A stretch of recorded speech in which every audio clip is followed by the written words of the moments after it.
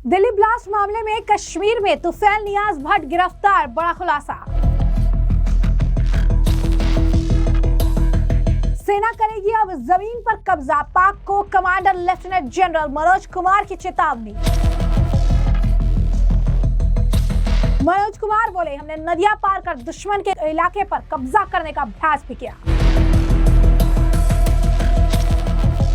CM Fadnavis का Delhi blast पर बड़ा दावा। जम्मू कश्मीर पुलिस की स्टेट इन्वेस्टिगेशन एजेंसी यानी SIA ने दिल्ली के लाल किला विस्फोट मामले में सफेदपोश आतंकी मॉड्यूल से जुड़े एक और शख्स को गिरफ्तार कर लिया है। 10 नवंबर को हुए बम धमाके में 13 लोगों की मौत हो गई थी और कई घायल हुए थे। डॉक्टर उमर नबी ने इस विस्फोट को अंजाम दिया था। जम्मू कश्मीर पुलिस ने बताया कि गिरफ्तार किए गए व्यक्ति की पहचान श्रीनगर के बटमालू इलाके के रहने वाले तुफैल नियाज भट्ट के रूप में हुई है। अक्टूबर में नौगाम के बनपोरा में दीवारों पर पुलिस और सुरक्षा बलों को धमकी देने वाले पोस्टर चिपकाने के मामले के जांच के दौरान सफेदपोश आतंकी मॉड्यूल का पर्दाफाश हुआ था। श्रीनगर पुलिस धमकी भरे पोस्टर चिपकाने के मामले की जांच कर रही थी। श्रीनगर के SSP डॉक्टर GV संदीप चक्रवर्ती ने जांच टीम का नेतृत्व किया और CCTV फुटेज के आधार पर पहले 3 संदिग्ध आरिफ निसार डार उर्फ साहिल, यासीर उल अशरफ और मकसूद अहमद डार उर्फ शाहिद को गिरफ्तार किया। इन तीनों से पूछताछ के बाद मौलवी इरफान अहमद को गिरफ्तार किया गया और उसने पोस्टर मुहैया कराए और डॉक्टर्स को कट्टरपंथी बनाया था। मामले की जांच कर रहे अफसर इसके बाद फरीदाबाद स्थित अल-फलाह विद्यालय भी पहुंचे और वहां पर मुजफ्फर गनगई और डॉक्टर शाहीन सईद को गिरफ्तार किया था। 2900 किलोग्राम विस्फोट सामग्री जब्त की गई थी।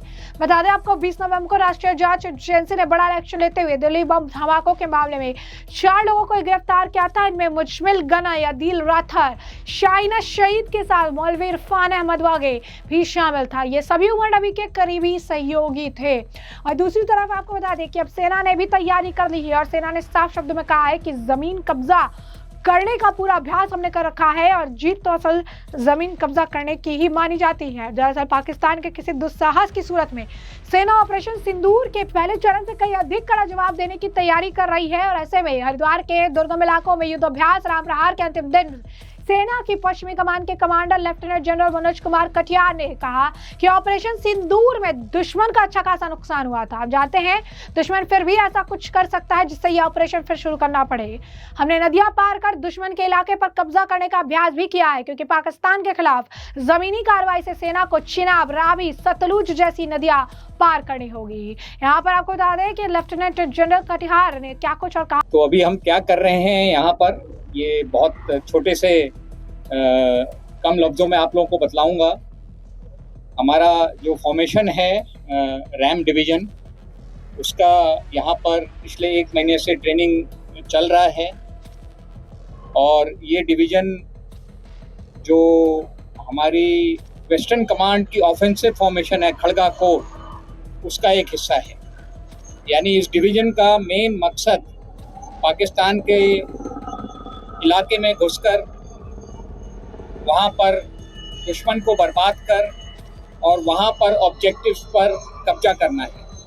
तो ये पूरी ट्रेनिंग और ये पूरी एक्सरसाइज उस ऑब्जेक्टिव को हासिल करने के लिए है। और जैसा कि आपने देखा कि आज की लड़ाई काफ़ी कॉम्प्लिकेटेड है। टेक्नोलॉजी बहुत बड़े रूप में लड़ाई में शामिल हो गई है और सभी platforms, tanks, BMPs, attack helicopters, aircraft सभी लड़ाई का एक हिस्सा हैं। पर इतनी ज़्यादा टेक्नोलॉजी, इतने ज़्यादा इक्विपमेंट के बावजूद भी जो सबसे ज़रूरी चीज़ है वो है ट्रेनिंग। यानी कि हमारी इन सभी हथियारों को, इन सभी टेक्नोलॉजी इक्विपमेंट को इस्तेमाल करने में महारत हासिल करना। और यहाँ पर जो एक्सरसाइज हो रही है, जो आपने देखा, वो उसी का एक हिस्सा है कि किस तरीके से हम जो हमारी कैपेबिलिटी है उसको अपनी ट्रेनिंग के जरिए और बढ़ा सकें। और जो टास्क हमें मिला है, और ये टास्क बहुत महत्वपूर्ण है, आप सब लोग जानते हैं कि ऑप सिंदूर में हमने दुश्मन को बहुत क्षति पहुंचाई थी, बहुत नुकसान पहुंचाया था। पर हम ये भी जानते हैं कि दुश्मन शायद अपनी हरकतों से बाज ना आए और दोबारा कोई ऐसा काम करे कि हमें फिर ऑपरेशन करने की जरूरत पड़े। और जैसा हमारी लीडरशिप ने भी कहा है और मैं उसको दोहराना चाहता हूं कि इस बार अगर दुश्मन कोई गलत काम करता है, कोई दुस्साहस करता है, तो उसका जवाब पहले से बहुत ज्यादा होगा और ये तैयारी उसी के लिए है, उसी जवाब के लिए है। तो एक बार फिर आप सभी लोगों का शुक्रिया यहाँ आने के लिए। और मेरे लिए बहुत खुशी की बात है कि हम गंगा के तट पे खड़े हैं और कहते हैं कि कोई भी काम शुरू करने के पहले सबसे जरूरी होता है माँ का आशीर्वाद लेना। तो जैसा कि आपने उनका बयान सुना, उन्होंने कहा कि इसका जो ये पूरी युद्ध अभ्यास चल रहा है, इसका उद्देश्य पाकिस्तानी क्षेत्र में घुसकर सामरिक ठिकानों पर कब्जा करना है। आधुनिक युद्ध में तकनीक का बड़ा योगदान है, लेकिन प्रशिक्षण सबसे महत्वपूर्ण है। युद्ध भले कई क्षेत्रों में लड़ा जाए, लेकिन जीत केवल जमीन से युद्ध से हासिल होगी, चाहे 1965 का युद्ध हो या 1971 का। पाकिस्तान हमारी जीत तब तक स्वीकार नहीं करेगा जब तक हम उसकी जमीन पर कब्जा ना कर ले। हम जो है हर तरह से युद्ध की तैयारी कर रहे हैं। अंतिम विजय जमीन पर कब्जे से तय होती है। उन्होंने कहा कि दुश्मन हमारी ताकत को देखकर समझ ले और दोबारा चुनौती ना दे तो ये सबसे अच्छी स्थिति होगी, अन्यथा इस बार ऑपरेशन सिंदूर से बड़ी कार्रवाई की जाएगी। गंगा तट पर खड़े होकर उन्होंने कहा कि किसी भी कार्य की शुरुआत से पहले माँ गंगा का आशीर्वाद आवश्यक है। विश्वास है माँ गंगा का आशीर्वाद हमारे साथ है। सुनिए क्या कुछ और कहना है। पहली चीज मैं आपको बतलाना चाहूंगा कि जो हम एक्सरसाइज करते हैं वो एक ऑपरेशनल टास्क को ध्यान में रखते हुए करते हैं। और हमारा जो पाकिस्तान का बॉर्डर है उसमें कई नदियां हैं, आपको ज्ञात होगा, चिनाब है ऊपर, फिर रावी है, फिर सतलज है। और अगर हमें पाकिस्तान पर ऑफेंसिव करना है तो कहीं ना कहीं रिवर क्रॉसिंग भी इन्वॉल्व होगी। तो ये ट्रेनिंग में हमारे शामिल है कि किस तरीके से हम नदी को क्रॉस करके दुश्मन के इलाके पे कब्जा कर पाएं। तो ये मान के चलिए कि जो भी हम ट्रेनिंग कर रहे हैं वो अपने ऑपरेशनल रोल के हिसाब से कर रहे हैं। अभी सेंट्रल कमांड के इलाके में आने का जरूरत इसलिए पड़ जाता है क्योंकि हमारा जो नदियां हैं वो ज़्यादातर बॉर्डर के साथ साथ हैं और ट्रेनिंग का इलाका कहीं भी हो, यानी कि महाजन का इलाका है, राजस्थान में है, पोखरण का इलाका है, तो वो किसी कमांड में हो उससे कोई अंतर नहीं पड़ता है। यानी कि हमें ये देखना है कि किस तरीके के ऑपरेशन के लिए हमें ट्रेनिंग करनी है और वैसा इलाका पूरे देश में कहीं भी हो हमें वहां जाके ट्रेनिंग करनी पड़ेगी।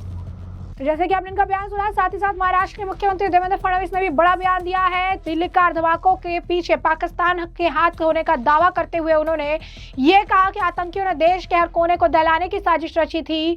पाकिस्तान जानता है कि वो सीधे लड़ाई में भारत को नहीं हरा सकता, इसीलिए वो एक छंद युद्ध छोड़ने की कोशिश कर रहा है और दिल्ली में एक विस्फोट के साथ एक बार फिर अपनी उपस्थिति दर्ज कराने की कोशिश कर रहा था। क्या कुछ कह रहे हैं फडणवीस, सुनिए। हम सभी लोग जानते हैं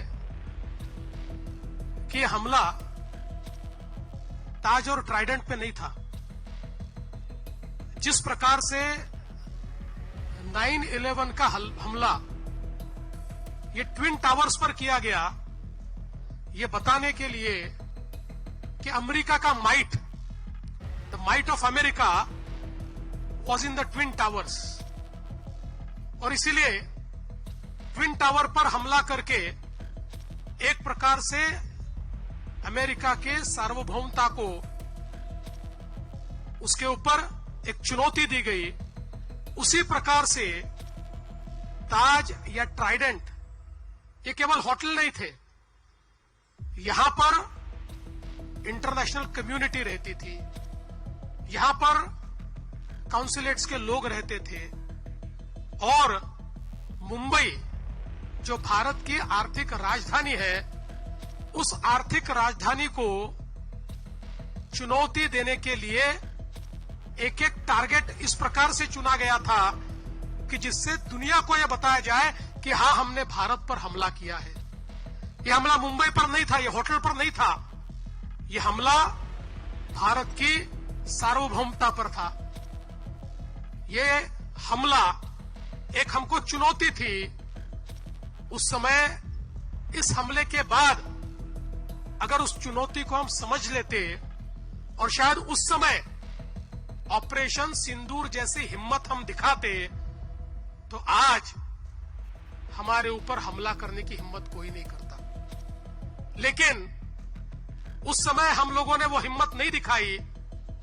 पर पहलगाम में जब हमारे बहनों का सिंदूर पोंछने की नापाक कोशिश की गई तो उसके बाद जिस प्रकार से प्रधानमंत्री जी ने बहुत स्पष्ट शब्दों से कहा कि टेरर और टॉक्स ये साथ में नहीं हो सकते और हमारी सेना को एक प्रकार से खुली छूट दी, तो भारत की सेना ने पाकिस्तान के अंदर घुसकर सारे के सारे टारगेट समाप्त कर दिए। पाकिस्तान कुछ नहीं कर पाया।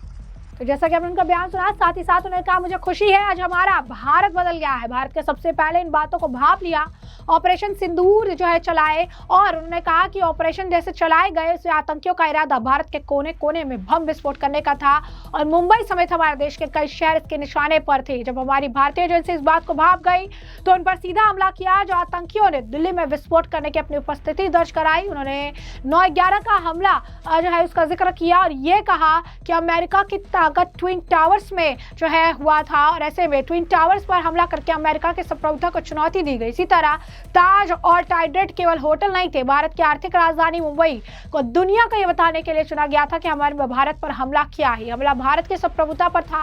यह हमला हमारे लिए चुनौती था। अगर हमने उस चुनौती को समझा होता, शायद ऑपरेशन सिंदूर का साहस दिखाया होता। आज कोई हम पर हमला करने की हिम्मत नहीं करता, लेकिन हमने उस समय वो साहस नहीं दिखाया। सुनिए क्या कुछ कह रही हैं और देवेंद्र फडणवीस।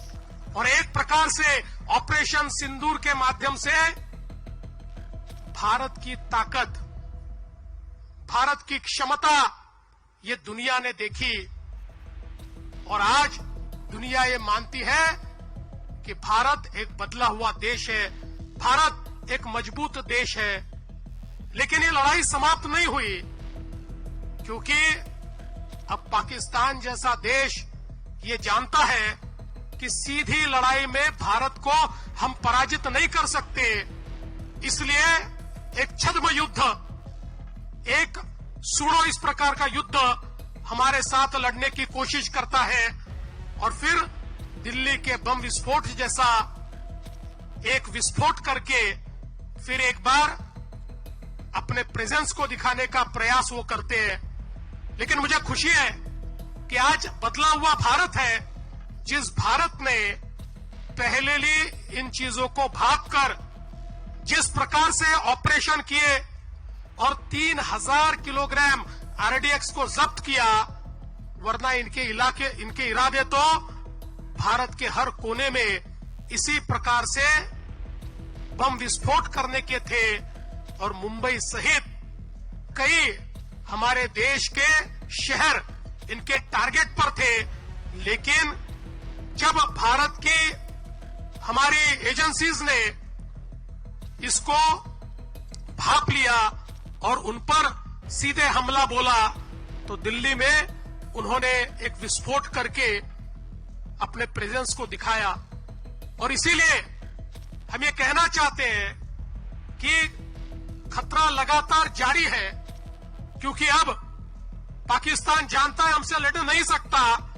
तो इस प्रकार से जैसे में आपने तमाम बयान सुन लिए हैं और हमने आपको जो पूरा मामला है ये बड़ा विस्तार से बता दिया है। इस पूरे मामले पर अब आपकी जो राय कमेंट सेक्शन में कमेंट करके जरूर से जरूर साझा करिएगा। धन्यवाद।